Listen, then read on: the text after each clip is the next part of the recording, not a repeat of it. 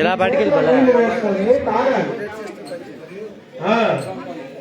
అందుకే క్లియర్ గా చెప్తున్నాను. ఎడం చేతితో నీళ్లు వేసుకొని కుడి చేతితో 3 సార్లు తాగండి.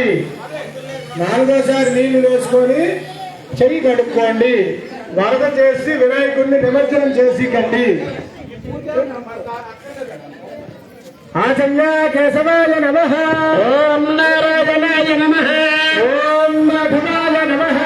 ఓం గోవిందాయ నమః. శ్రీకృష్ణాయ నమః. అందరూ అక్షతలు తీసుకోండి. కొంచెం ఎక్కువ అక్షతలు పూజ చేస్తే అప్పులు పెరుగుతాయి. మీరు అక్షతలు అయిపోయి అనుకోండి, బస్తాడు బియ్యం కలిపేయడానికి ఏదో ఇబ్బంది ఏం లేదు. మా ఇంటి దగ్గర ఏం కాలేదు, నేను బియ్యమే. కానీ అక్షతలు ఎక్కువ పూజ చేశారు అనుకోండి, అప్పులు పెరుగుతాయి. అందుకు ఈ 2000తో తీయాలి. ఏ వస్తువు ఈ 3000 కలపాలి, కలిపి పూజ చేయాలి. ఇలాగా అక్షతలు తీసుకోండి, వ్యాసం తీసి వెనకాతలు వేసేయండి. ఉత్తిష్టంతో భూత విశాఖ బ్రహ్మకర్మ సమారభ.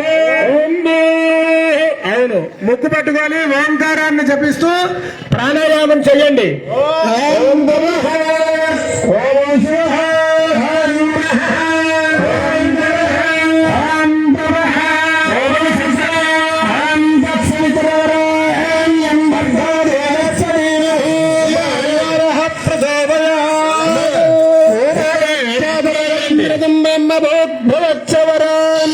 కాదు, ముక్కు లేదా నీకు? మరేమిటి పట్టుకోలేదు? ముక్కు పట్టుకోమన్నాను కదా. చాలా మంది స్వామి ముక్కులో వేలు పెట్టేసుకుంటున్నారు. ముక్కు వేలు పెట్టండి, ముక్కులో కాదు.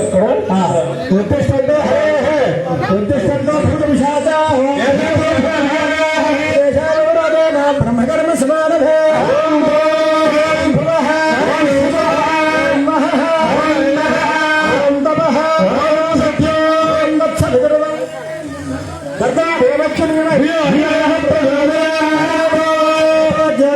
అమృతం బ్రహ్మ భూర్భవస్వరం మమ అనుకో నమస్కారం చేయండి. అందరూ నమస్కారం చేసుకోండి. ఓం ఉపాధ్యుడు దక్ష ద్వారా